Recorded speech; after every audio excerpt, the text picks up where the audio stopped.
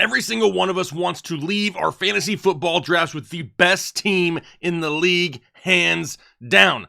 But a lot of different people have a lot of different strategies. So what do those best teams look like? We got you covered right now.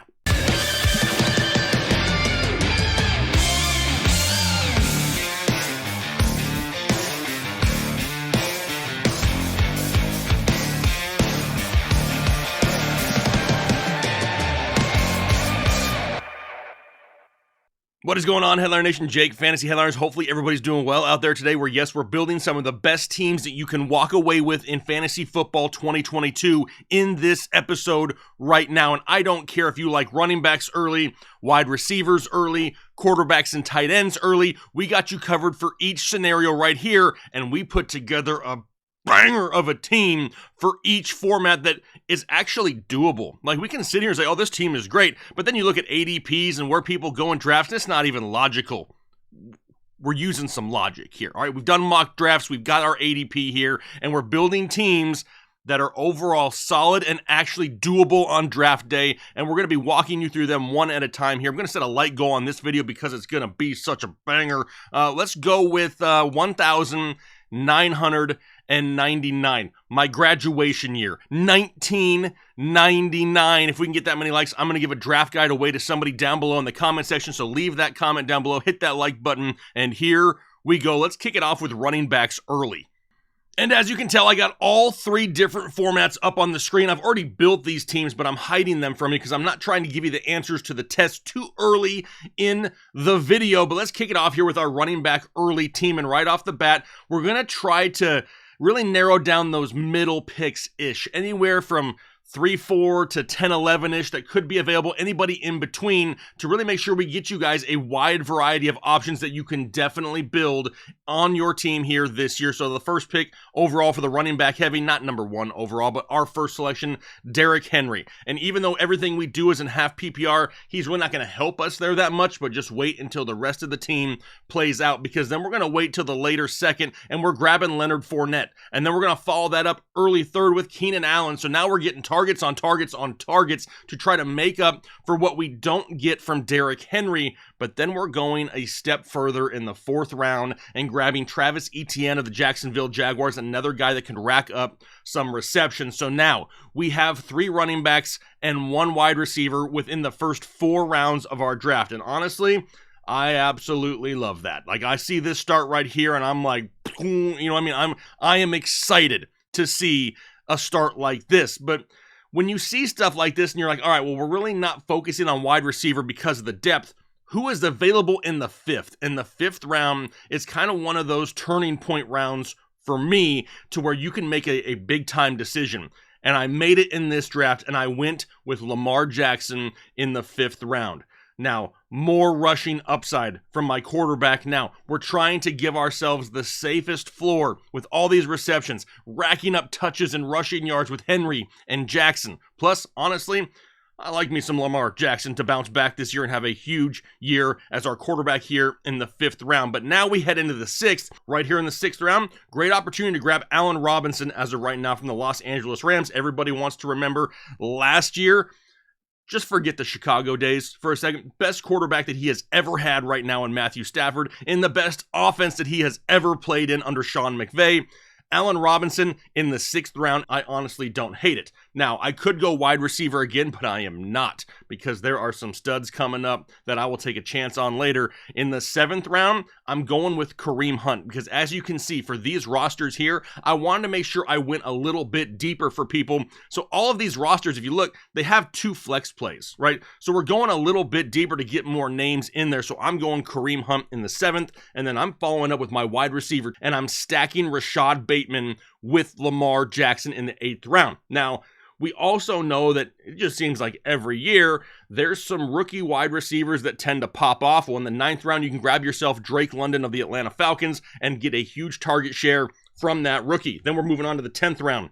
Still don't have a tight end. Maybe we should grab a tight end at this point of the draft. Not a whole lot of studs left, but there is one guy that I have my eye on at this point of the draft. It's Pat Freiermuth of the Pittsburgh Steelers. Not somebody who could see huge volume, but definitely involved in the red zone and kind of gives you a safer floor play each and every week. In the 11th, I'm going back to the running back, and I'm going with Nyheim Hines. We saw Matt Ryan check down for years in Atlanta. You don't think he's going to do it here in Indianapolis? Still got Nyheim Hines at the bottom of my bench as a potential bye-week fill-in, injury replacement, whatever it is that I need. Then we're going back to wide receiver in the 12th, grabbing Devontae Parker, the quote-unquote number one wide receiver in New England. I don't know if they're going to be pass-heavy enough to really support a alpha wide receiver one, but definitely a guy that has a 100-target upside at this point of the draft.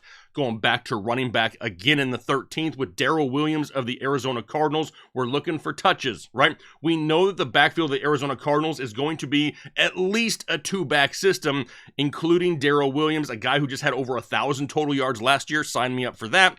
In the 14th round, I'm taking another stab on another rookie wide receiver, a guy who is showing out right now, and I loved him even coming into the NFL draft. It's Jahan Dotson of the Washington Commanders, so we're giving ourselves those high upside plays late in hopes that one of them pops off, and then we'll finish it off with our defense and our kicker, the Rams, and Evan McPherson here as our kicker. I know a lot of people don't use kickers, but I was going to include him anyway just to throw some kicker information out there for those who care. Now, here you see the overall team that we built for heavy running backs and going running back early, and overall, I absolutely love this team from top to bottom, and like I said, based off of current ADPs and mock drafts, this is a team that you can potentially grab this year. It's actually attainable. But now, let's take a look at the wide receiver early team. And as much as this is not something that I normally do, I have to admit, I think I've put together a pretty good team if you want to go wide receiver heavy early in the first round. We're kicking it off with Justin Jefferson of the Minnesota Vikings. We had Dalvin Cook kind of get banged up this morning at practice.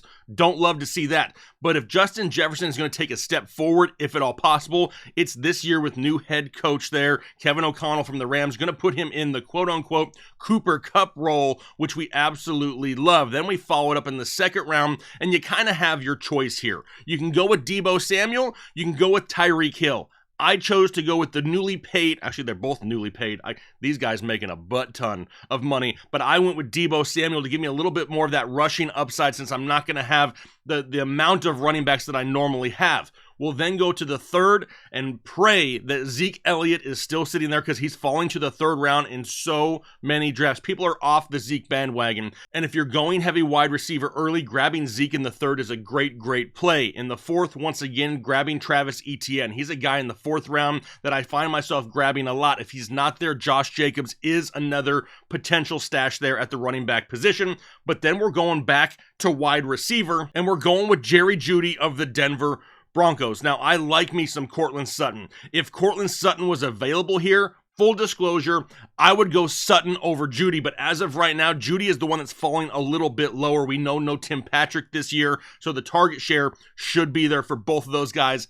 I just think the higher ceiling probably goes to Sutton if he's available. Number 6, going Dalton Schultz of the Dallas Cowboys. We know that Michael Gallup's not 100%. He already said he's not going to be good to go to start the season. Now we've lost James Washington. We're relying on a rookie in Jalen Tolbert and CeeDee Lamb. Dalton Schultz is going to get over 100 targets this year in this offense and plenty of red zone looks. Get him in the 6th. Follow it up with Kareem Hunt once again in the 7th. Remember, we don't have a whole lot of running back depth, so we got to try to find those high upside guys. And in the 8th, we'll grab another one with Chase Edmonds of the Miami Dolphins, somebody who could be involved in the passing game there as well. A much improved offensive line, and we're just looking for running back touches at this point. Remember, 2 flexes on these teams. 9th round, as of right now, until it continues to climb, Trey Lance is a possibility, depending on when your draft is. And I'll gladly take Trey Lance at this spot right here and stack him with Deebo Samuel in the 10th round.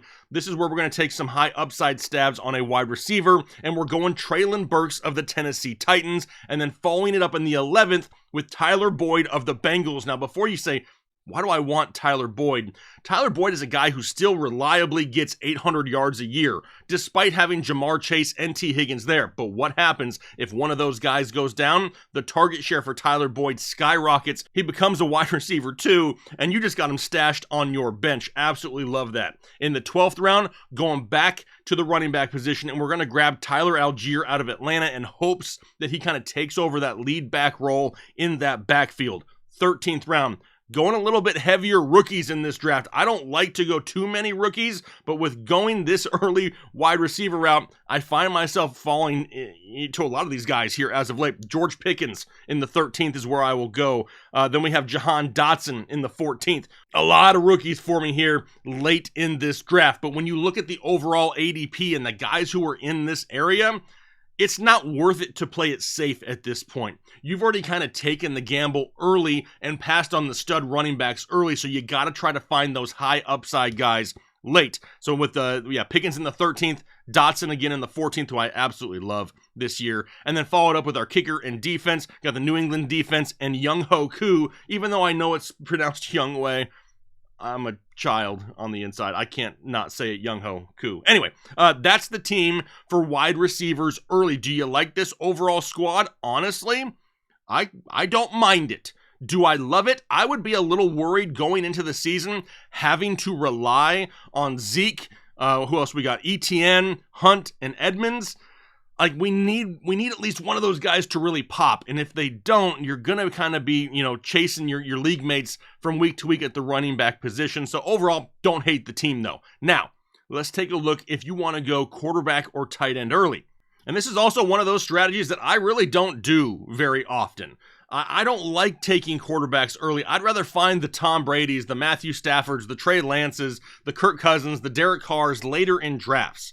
But there's a lot of people out there that want those stud quarterbacks early, so we built one for you here because we're trying to make sure everybody's taken care of around Headliner Nation. So here we go. In the first round, we're still going running back here, right? We're not going to reach for a quarterback in the first, not even the second or the third, but there's going to be some studs there in the fourth. So what we're doing here in the first and second, we're going back to back with Joe Mixon and Nick Chubb. Two stud running backs that have the potential for close to 250 plus overall touches in offenses that they're going to be relied upon. So I love that back-to-back pairing of Mixon and Chubb.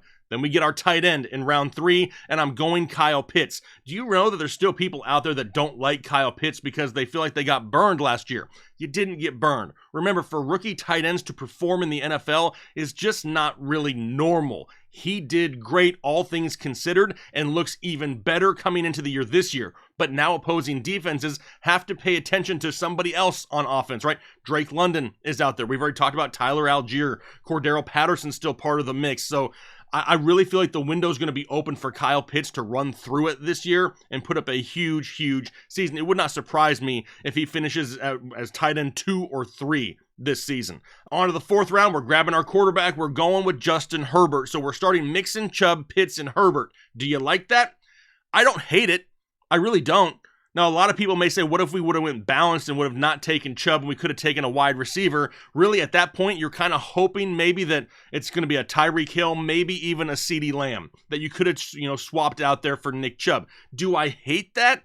No, but if you go this route, you're going to end up having to rely on some guys at running back that maybe you don't want to in week 1. Moving on to the 5th round, got Cortland Sutton here. And then we go into the 6th, back-to-back another wide receiver with Amon-Ra St. Brown of the Detroit Lions. I love Amon-Ra.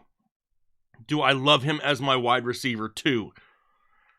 It's a little bit scary, so we're going to have to pay attention to wide receiver a little bit later. In the 7th round, went with Tony Pollard of the Dallas Cowboys, somebody who I definitely think can kind of take a small increase in volume from what we saw last year and be one of those guys that's going to get you right around 1,200 total yards and a handful of touchdowns as a weekly flex play.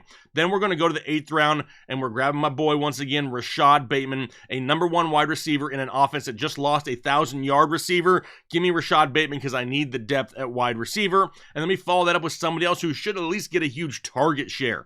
I'm going to go with Christian Kirk. The Jags are going to be losing a lot. They're going to be throwing the ball a lot. They paid this guy a lot of money. They're going to throw him the ball. So I got him in the 9th. In the 10th round, went back to Nyheim Hines once again, trying to find that running back depth. In the 11th, once again, went Tyler Boyd. 12th, Darrell Williams. And then followed up in the 13th and 14th with 2 wide receivers. In the 13th, I took a stab on Julio Jones in hopes that he can definitely outperform his ADP and give me some added depth, and then grab Dotson in the 14th round like I have in all these teams, because honestly, Jahan Dotson, at that point in the draft, I will take in every one of my leagues. The potential upside, the potential payout for where you're drafting him, and I will take Jahan Dotson at the end of all of my drafts. And then you follow it up with your defense, your kicker, went with the 49ers, and Tyler Lance Bass of the Buffalo Bills. So now that we have all these teams built, what do you think of these teams? Which one of these teams do you think are the best overall constructed team? Honestly, I don't dislike any of them. There's not one of them that I can just say, nope, cross it off, not a fan. Obviously, if I had to put them in an order, I'm going with team 1, 3, and then 2, if I had to choose. But overall, these are league-winning teams. If you can walk out of your draft with a team like this,